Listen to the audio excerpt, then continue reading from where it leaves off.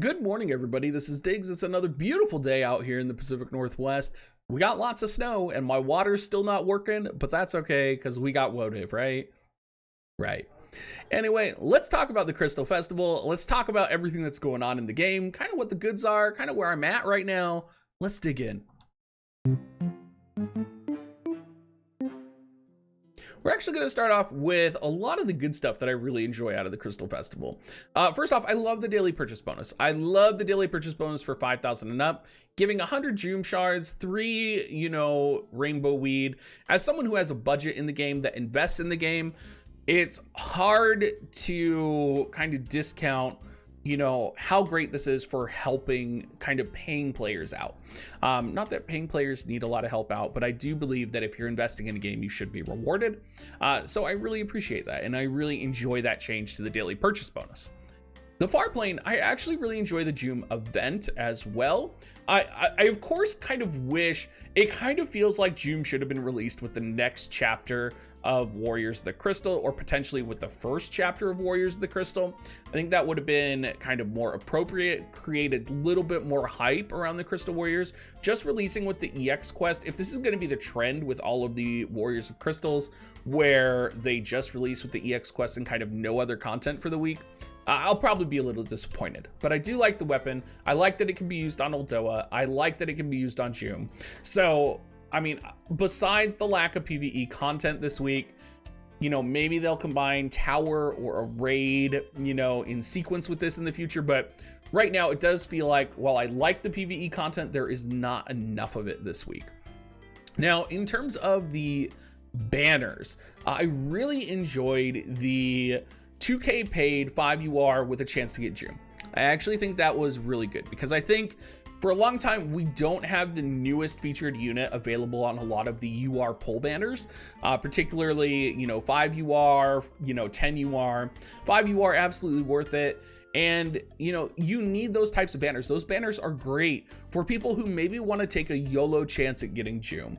And I think you do have to have those types of opportunities for people. And I think it's important. And, it's a banner I pulled on, and it kind of gives that rush and that exhilaration. So I'm really glad that they added Joom onto that. Now, in terms of some of the things, I'm disappointed in, or I'm relatively neutral on, the fact that Joom is on the Elena banner doesn't bother me too much. I think there's benefits to both the Elena banner and the token pity banner, right? I think at the end of the day, what's important is that we do have a way to pity the Crystal Warrior. Even if it's not the way I would have preferred. I would have preferred the summon medals. And there's a reason for that. And the reason for that, Umbra Reyes was in my stream last night while we were kind of doing all of this. And he had talked about how, this seems like a nerf compared to the JP side. And I'm not an expert on the JP side, but because you can't use the Crystal Festival summon medals to pity potentially Joom or Setia like you can on the JP side, you are in a situation where, these medals are basically just a discount for pulling on this banner, which is fine, right? It's a discount, but being able to kind of like save the medals and potentially invest in the future for future Crystal Warrior units is something that I had looked forward to.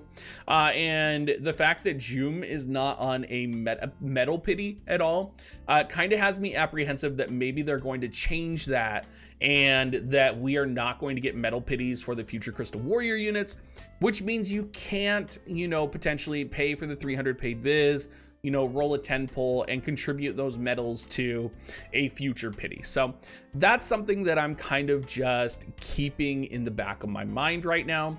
Again, I think we're fortunate enough to have a pity for Joom. I think on JP, they didn't even have a pity for Joom. I can't remember kind of what the specifics of their situation was, but I remember it was pretty scandalous when Joom came out on that side. So maybe she got a coin pity later. Maybe the rest of the Crystal Warriors were coin pities. I don't know.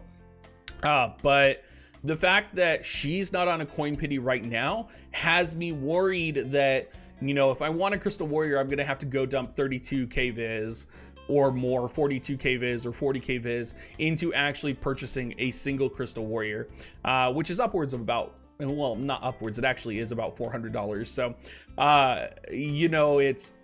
they're basically asking if you want to pity the unit, which being a 100 cost unit, they are probably going to be pitied, right? You have a pretty low chance of pulling them. The last time I talked to someone about this, I think it was like a 53% chance that you would go to pity or not pity. Someone will have to do the math for me, but definitely kind of a high chance of pity. And it doesn't feel good, is maybe the way to put it. I wish they kind of gave some indication that maybe those tokens would be used to pity Setia in the future, or if they would be used for anything other than shards or a quote unquote discount on buying Joom shards. I'm a little bummed out about it. In terms of the duration of the event, the duration being 1 week long, I think one of my people in chat put it really well, is it kind of creates a false sense of scarcity. And I would agree with that. I think that's pretty accurate. I think it's going to be interesting to see, you know, what the rates are for Joom on future Crystal Warrior banners. I've heard a lot of people say that Joom, it's not like traditional 100 cost units where like you have an equal chance to get them. It's kind of like you roll, and then if you land on a Crystal Warrior, you have like a 1 in 5 chance of getting a Crystal Warrior.